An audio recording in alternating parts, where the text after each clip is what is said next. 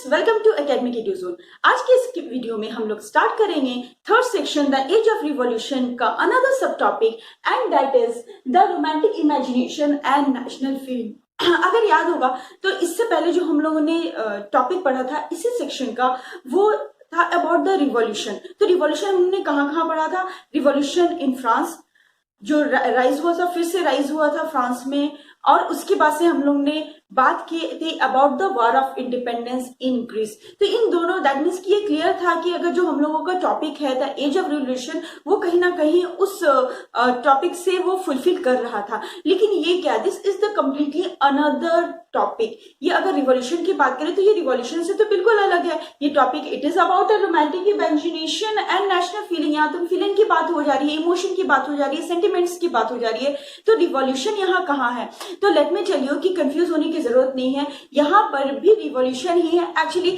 जब भी हम लोग रिवॉल्यूशन की बात कर रहे हैं, कोई भी रिवॉल्यूशन होता है या कोई भी मूवमेंट होता है तो उससे कहीं ना कहीं जो है सेंटिमेंट्स जुड़े हुए होते हैं, राइट?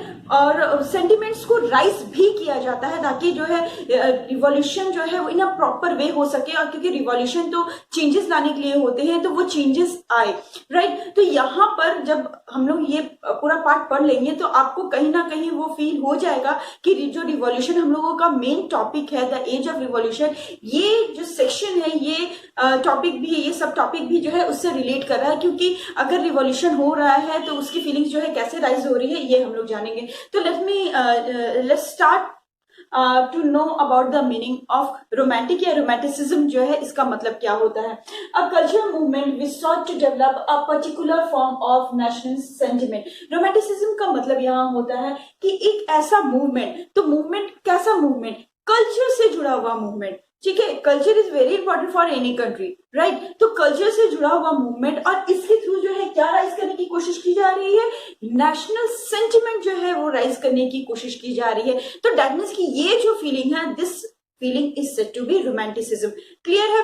तो यहाँ पर ये क्लियर हो रहा है कि इस सब टॉपिक में हम लोग जानेंगे कि किस तरह से जो है उस रोमांटिक फीलिंग को फीलिंग जो है वो क्रिएट करने की कोशिश की जा रही है। तो उसके पीछे क्या क्या पॉइंट्स है कि किस तरह से ये फीलिंग जो है वो क्रिएट हो रही थी, उसके मैंने कुछ पॉइंट्स लिख रखे हैं। तो with the help of these points one by one हम लोग उस बातों को जो है डिस्कस करते चलेंगे। Now first one, critical approach toward reason and science.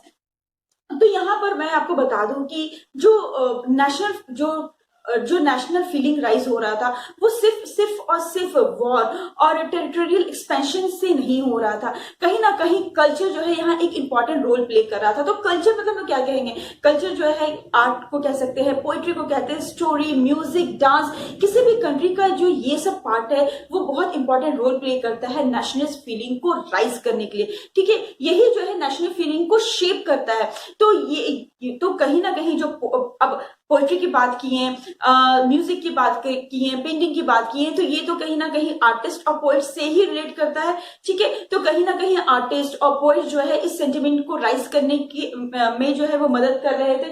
तो ये जो पोइट्स और जो आर्टिस्ट थे व्हाट आर देयर थिंकिंग, जो रोमांटिक जो फीलिंग रखते थे वो इसके बारे में क्या मानते थे? तो actually they have a critical approach toward reason and science. जो रोमांटिसिज्म के जो फॉलोअर्स थे, जो रोमांटिसिज्म को फॉलो करते थे, वो सबसे पहली चीज जो है वो रीजन और साइंस को जो है क्रिटिसाइज करते थे। उनके लिए इंपॉर्टेंट था कि अगर नेशनल फीलिंग जो है वो राइज करनी है तो उसके लिए रीजन और साइंस की जरूरत नहीं है। तो उसके लिए किस चीज की जरूरत है? For that it needs a folk song, poetry, dance, music, ये सारी चीजें जो है एसेंशियल है। इसको कलेक्ट करना, इसको रिकॉर्ड में रखना ये ज्यादा इंपॉर्टेंट है। तो यहाँ पर तो इसी की वजह से जो है दे usually focus on the emotions, institutions and mystical feeling. That means कि कंट्री के जो है ये सारे इमोशंस को वो ज्यादा इंपॉर्टेंस देते थे। इंस्टीट्यूशन एक जो अपने कंट्री के लिए जो एक मिस्टिकल, एक डिफरेंट, सबसे हटके जो फीलिंग है ये उसको इंपॉर्टेंट देते थे। और इसी तो इसी के थ्रू जो है they wanted to share a collective heritage. That means कि अगर हम लोग एक कंट्री के लोग हैं और अगर हम लोग ये कलेक्टिवली ये सारे इमोशंस अपने कंट्री के रखते हैं तो डेफिनेटली एक कलेक्टिव हेरिटेज को हम लोग जो है वो बनाए रखेंगे।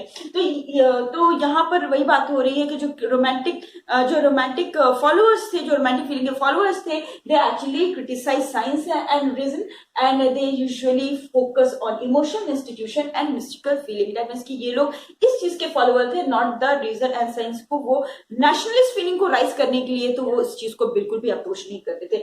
Another one is folk culture as the spirit of nation. What they think about the spirit of means अगर नेशन की जान क्या है तो नेशन की जान they think about a folk culture. तो यहाँ फोक कल्चर की बात क्या होगी, तो फोक कल्चर की बात हो गई, हम लोग डांस को लेते हैं, folk dance, folk music, dance music और आर्ट फॉर्म, स्टोरीज जो होती है, तो ये सारी चीजें जो है फोक कल्चर में आ जाता है। तो यहाँ पर एक जर्मन फिलोसफर है, whose name was Johannes Gottfried Herder. तो इनका क्या मानना था, इनका भी मानना था कि नेशनलिस्ट फीलिंग को अगर हमें बनाना है तो उसके लिए हमें फोक सॉन्ग, पोएट्री, डांसेस, इन सब चीजों को कलेक्ट करना शुरू करना होगा, इनके एक रिकॉर्ड रखने शुरू होंगे और ये सारी चीजों को जो है लोगों के सामने रखना होगा, तभी जाके जो है नेशनलिस्ट फीलिंग राइज होगी, right. Next is emphasis on vernacular language. ये भी एक बहुत इंपॉर्टेंट लैंग्वेज जो है एक बहुत ही इंपॉर्टेंट रोल प्ले करता है और ये we are talking about vernacular language. Vernacular का तो मतलब आप लोग समझते हो जो रीजनल लैंग्वेजेस होते हैं,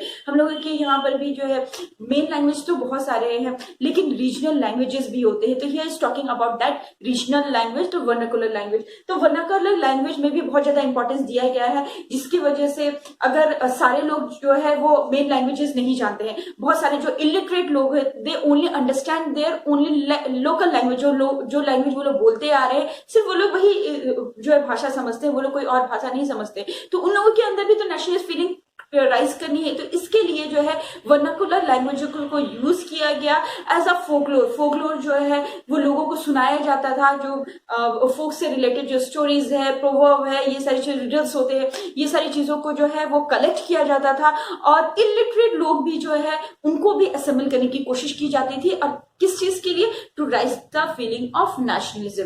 ओके, तो यहाँ तो क्लियर हो गया कि दे जो रोमांटिसिज्म के जो फॉलोअर्स थे they actually emphasis on a vernacular language. यहाँ पर एक बात हो रही है, जब लैंग्वेज की बात हुई है तो यहाँ पर एक पोलैंड का एक केस लेके आपको समझाने की कोशिश की जा रही है कि किस तरह से जो लैंग्वेज एक इंपॉर्टेंट रोल प्ले करता है। तो पोलैंड के साथ क्या हुआ, यहाँ पर लैंग्वेज को किस तरह से लिया गया, यहाँ इस बारे में हम लोग बात करते हैं। तो पोलैंड, अगर आप लोगों को याद होगा कि जब हम लोग ट्रीटी ऑफ वियना पढ़े थे तो ट्रीटी ऑफ वियना में पोलैंड को जो है पार्टीशन कर दिया गया था, ठीक है। जो मोस्ट यूरोपियन पावर्स थे जैसे ऑस्ट्रिया, रशिया, ऑस्ट्रिया और प्रशिया, ये सारे जो है मिलकर पोलैंड को पार्टीशन कर दिए थे और अब जो है Poland was no longer existence as a independent territory. और पोलैंड जो है एक इंडिपेंडेंट टेरिटरी, अब कोई कंट्री के रूप में उसे नहीं देखा जा सकता था। दैट मीन्स तो मान लीजिए कि कोई कंट्री है वो वॉर में हार गया, ठीक है, तो उस कंट्री को डिवाइड कर दिया गया, लेकिन डिवाइड करने से क्या वो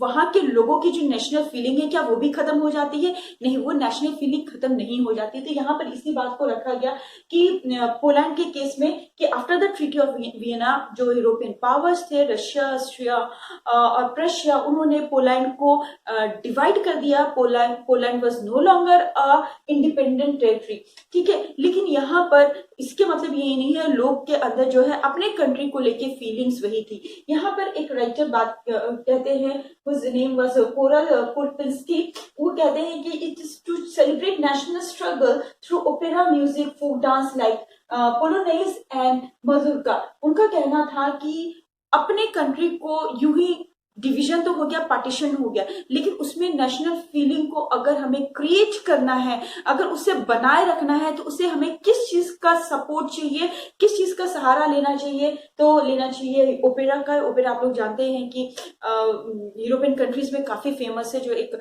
सॉन्ग्स के थ्रू जो है वो एक ड्रामा चला जाता है, वो थिएटर में जो है वो परफॉर्म किया जाता है। म्यूजिक फोक डांस, वहाँ फोक डांस का एक बहुत इंपॉर्टेंट बात ली गई है। पोलोनाइज एंड मजूका की बात की गई है। तो ये जो है मोस्ट इम्पॉर्टेंट जो है वहाँ के डांस है। तो उन्होंने कहा कि इस चीज के हेल्प लेने से जो है एक जो नेशनल फीलिंग है वो जरूर क्रिएट हो सकती है और उसे फीलिंग को हम लोग बनाए रख सकते हैं। तो ये भी क्लियर है कि ये भी सपोर्टर थे किसके, फोक के, मीन्स जो जहां हम लोग ने फोक कल्चर की बात किए हैं, तो कोरा कोस्पिंस्की भी जो है फोक कल्चर को ही नेशनल फीलिंग को क्रिएट करने का मोस्ट इंपॉर्टेंट पीपल मानते थे। Okay, come to the next topic, role of language in developing nationalist sentiment. Nationalist sentiment को क्रिएट करने में लैंग्वेज का कितना इंपॉर्टेंट रोल होता है। तो लेट में चलिए कि लैंग्वेज का बहुत बड़ा इंपॉर्टेंट रोल होता है। अगर हम लोग बात करें, कितने भी हम लोग जैसे वी आर एन इंडियन, कितना भी हम लोग इंग्लिश सीख ले, फ्रेंच सीख लें या कोई और लैंग्वेज सीख ले, लेकिन जो हमारी सेंटिमेंट्स हमारी हिंदी के साथ या आपने जो लैंग्वेज के साथ जुड़ी होगी वो किसी और लैंग्वेज के साथ नहीं बनी रह सकती है, राइट। तो यहाँ पर भी पोलैंड को जो है वो इंपॉर्टेंटली उनके केस को लेके जो है यह समझाया गया है कि how the language play an important role in developing nationalist feeling को डेवलप करने में कैसे इंपॉर्टेंट रोल प्ले किया। तो जैसे मैंने आपको बताया कि ट्रीटी ऑफ वियना में पोलैंड को तो पार्टीशन कर दिया गया।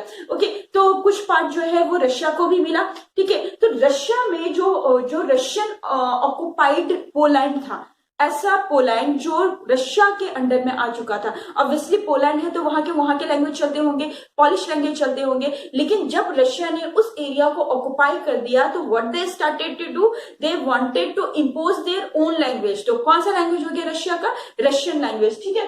तो impose Russian language in place of polish language. तो सबसे पहले उन्होंने क्या करना शुरू किया कि उन्होंने स्कूल से जो है पॉलिश लैंग्वेज को जो है निकाल बाहर करना शुरू कर दिया और उसकी जगह कौन सी लैंग्वेज को जो है इंपोज करना शुरू कर दिए, रशियन लैंग्वेज को इंपोज करना शुरू किए। ये जो चीजें हैं जबरदस्ती की जा सकती है, लेकिन इससे किसी के सेंटिमेंट्स को, उस लैंग्वेज से जो सेंटिमेंट्स जुड़ा हुआ है उससे आप अलग नहीं कर सकते। तो यहाँ पर इसी के बारे में बात हो रही है। An arm rebellion against Russia in 1831। इसी की वजह से 1831 में रशिया के अगेंस्ट जो है वो रिबल शुरू हो गया था। It was an arm rebel, violent था, लेकिन बाद में रशिया ने इसे क्रश कर दिया। That means that rebellion was not set to be successful. उसके बाद क्या हुआ, use of language as a weapon by church. अब यहाँ पर ठीक है, रिबेलियन जितने भी रिवॉल्ट हो रहे थे उनको क्रश कर दिया जा रहा था by the another power, like यहाँ पर रशिया की हम लोग बात कर रहे हैं तो रशिया जो है उसे क्रश कर दे रहा था। लेकिन मैंने आपको बताया कि कितना भी आप सेंटिमेंट्स को कितने भी आप ऊपर से जबरदस्ती कर ले, लेकिन सेंटिमेंट्स और इमोशन को आप क्रश नहीं कर सकते हैं। तो यहाँ पर भी अगर पॉलिश लैंग्वेज की बात करें, स्पेशली हम लोग बात कर रहे हैं लैंग्वेज की, तो पोलैंड की बात हो रही है, तो पॉलिश लैंग्वेज की बात कर रहे हैं, तो चर्च जो है इसे बनाए रखने में लैंग्वेज को जो है एज अ वीपन यूज कर रहे थे चर्च। दैट मीन्स कि अपने नेशनल फीलिंग को बनाए रखने के लिए चर्च जो चाह रहे थे कि पॉलिश लैंग्वेज को बरकरार रखा जाए। तो चर्च में जो प्रिस्ट है, बिशॉप्स होते थे, क्लर्जी होते थे, they are actually using Polish language. Religious जो भी प्रीचिंग होती थी या प्रेयर्स होते थे वो किस लैंग्वेज में किया जाने लगा, पॉलिश लैंग्वेज में ही किया जाने लगा, ना कि रशियन लैंग्वेज में। तो इसकी वजह से बिकॉज ऑफ दिस, जैसे मैंने आपको बताया कि रशिया जो है वो अपनी लैंग्वेज इंपोज करना चाहते थे, क्योंकि उनको लगता था कि अगर ये एरिया में उनका ऑक्युपाइड एरिया हो गया है तो डेफिनेटली उस एरिया में उनके लैंग्वेजेस चलने चाहिए, जिसकी वजह से कई प्रेस्ट और बिशप जो है उनको अरेस्ट किया गया because they are using their own language, और उन्हें कईयों को तो साइबेरिया भेज दिया गया था जो है एज अ पनिशमेंट, ठीक है। तो दैट मीन्स कि जो भी हो रहा था ये सारी चीजें तो हो रही थी, जो रिवॉल्ट है उन्हें सप्रेस भी किया जाता, बहुत सारी चीजें हो रही थी, लेकिन इससे जो है वो रिवॉल्यूशन भी साथ साथ चलता आ रहा था। That's why we can say that Polish as a symbol of struggle. That means कि वैसे एरिया जो पोलैंड का एरिया जो दूसरे कंट्री के हाथ में आ चुका था, लेकिन still the language is set to be like a weapon, और स्ट्रगल का एक सिंबल के रूप में जो है वो स्ट्रगल किया जा रहा था, ठीक है। और इस तरह से जो है पॉलिश जो पोलैंड है वो उसमें भी रिवॉल्यूशन चलता जा रहा था। लेकिन रिवॉल्यूशन का यहाँ पर इंपॉर्टेंट वीपन क्या रहा, लैंग्वेज रहा। यहाँ भी हम लोगों ने जो बात की कि एज अ वीपन क्या यूज किया जा रहा था, फोक कल्चर को एज अ वीपन यूज किया रहा था। दैट मीन्स कि ये क्लियर है कि ये जो अगर हम लोग का टॉपिक है the romantic imagination and national feeling, तो ये फीलिंग जो है कहीं ना कहीं रिवॉल्यूशन की तरफ ही हमें ले जाता है, ना कि डायरेक्ट यहाँ रिवॉल्यूशन के बारे में नहीं है, लेकिन यहाँ पर बात हो रही है कि रिवॉल्यूशन के लिए आप सेंटिमेंट्स को कैसे क्रिएट कर सकते हैं, तो with the help of folk culture and romanticism. Romanticism, right. तो यहाँ पर ये टॉपिक जो है बहुत इजी है समझना, इसमें कुछ भी इंपॉर्टेंट, कुछ भी हार्ड नहीं है, टफ नहीं है समझने के लिए। हाँ, क्वेश्चन के लिए जरूर इंपॉर्टेंट है, तो क्वेश्चन आपको आपकी स्क्रीन में मिल जाएंगे। इससे 2 क्वेश्चन मैंने फॉर्म की है। तो एक का जो टॉपिक होगा आपके जो एक क्वेश्चन का जो टॉपिक होगा about the romanticism and romantic imagination, उसके लिए हाईलाइटेड मैंने टॉपिक्स दिए हैं 1 2 3 4 5, ठीक है। ये आप उसके टॉपिक होंगे और उसको आप अच्छे से एक्सप्लेन कर दीजिएगा तो आपके आंसर प्रिपेयर हो जाएंगे। और जो अनदर क्वेश्चन जो होगा वो it is about the role of language. Poland में जो लैंग्वेज का जो है इंपॉर्टेंट रोल प्ले कर रहा था, उससे इंपॉर्टेंट वो एक अलग से टॉपिक होगा। तो उसके लिए आपके ये अलग से जो है वो टॉपिक है जो जिसके थ्रू जो है आप अपने आंसर प्रिपेयर कर सकते हैं। ओके देन, तो यहाँ पर ये टॉपिक क्लियर होता है। नेक्स्ट वीडियो में हम लोग बात करेंगे नेक्स्ट टॉपिक की। Okay then, goodbye and keep learning.